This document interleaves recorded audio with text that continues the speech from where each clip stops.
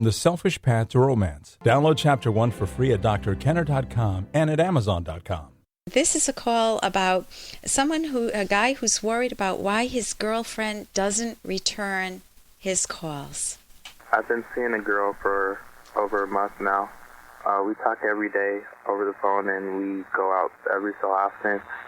And we just speak every day, but for the past couple of days, I haven't heard from her. She has a child, and I connect with the child very well. So I was just wondering how come I'm not hearing from her, or is it just something as simple as she lost her cell phone or something like that? Okay, if she lost her cell phone, she could borrow someone else's, she could go to a payphone. There are many ways she could get in touch with you. So what happens when you start dating someone, especially someone who's got, in quotes, baggage? They've been married before, or they've had a relationship before, they have a child from that relationship. You are constantly judging the character of that person from the moment you meet them. This doesn't mean that you're judgmental, that you sit there and you grill them like 20 questions. It means that you are summing them up. You have a standard of what you want as a romantic partner, a lifetime partner, hopefully, and you're saying, does this person meet my criteria? And of course, they're doing the same with you.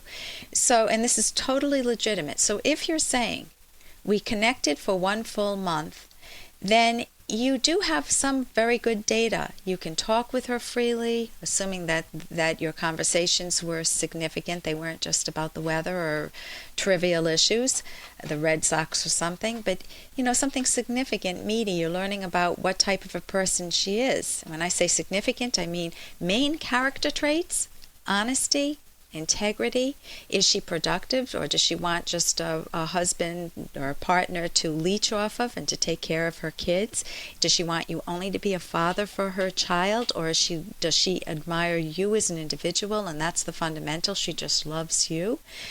Okay, what do you do when she doesn't? Those are some fundamental characters. What do you do when she hasn't called? Hey, I got to interrupt this because we've got to pay some bills. 30 seconds, that's it. A very quick ad, and then Ellen will be back. Romance. Ugh, I wish guys knew more about what we want from a relationship. Boy, I wish I knew more about what I want. Where's that ad I saw? Here it is. The Selfish Path to Romance. A serious romance guidebook. Download Chapter 1 for free at selfishromance.com and buy it at amazon.com. The Selfish Path to Romance. That is interesting. Okay, what do you do when she doesn't? Those are some fundamental characters. What do you do when she hasn't called? Well, you want to pick up the phone and call her.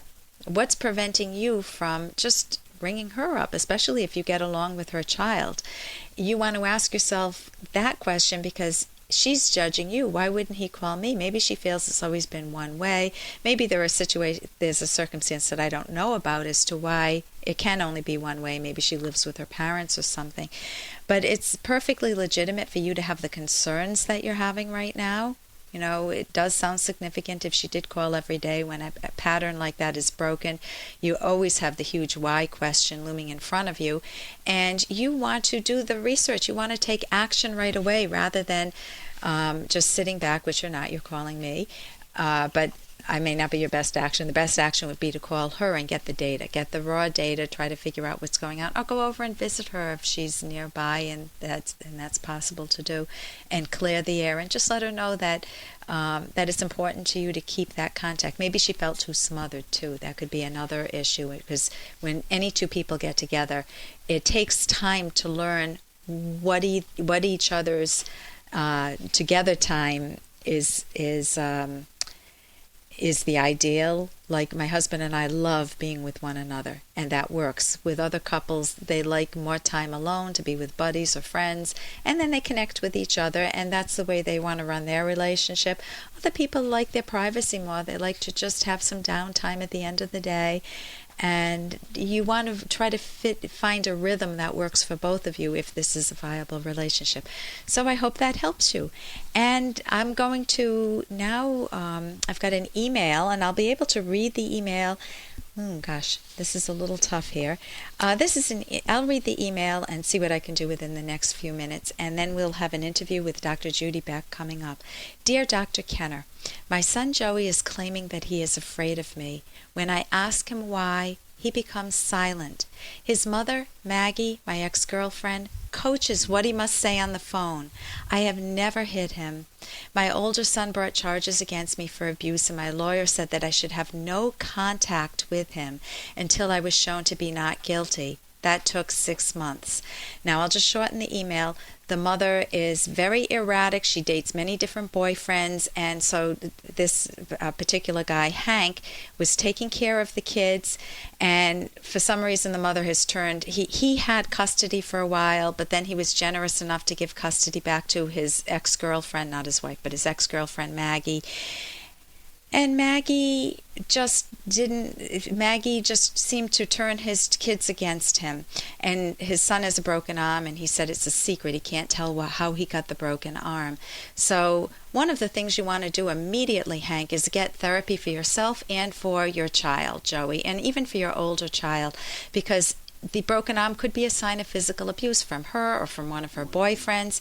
So some signs of physical abuse, any burns, cuts, or bruises, or welts, any fear of adults is a sign of potential physical abuse, problems in school, antisocial behavior, bite marks, any self-destructive behavior. Obviously, it sounds like your son's too young for the suicidal behavior, but depression or a very poor self-image, those are signs that you want to address immediately. So I would also get a book for him. Some Secrets Are for Sharing, and that helps kids differentiate when they should speak up and when they shouldn't. It's not a cute story, but it's a kid's story about a boy who was afraid to speak up against his mother and then got the courage to do so, and things turned out well. And here's a little more from Dr. Kenner. Well, you'll be okay here. If you hang with me and mine, you'll be accepted in no time. Of course, we do have to test your coolness factor. Willow, nice dress. Oh, well, my mom picked it out. No wonder you're such a guy magnet. If you want to fit in here, the first rule is know your losers. Once you can identify them all by sight, they're a lot easier to avoid. Okay, and that's from Buffy. And did you ever go through that when you grew up, the peer pressure?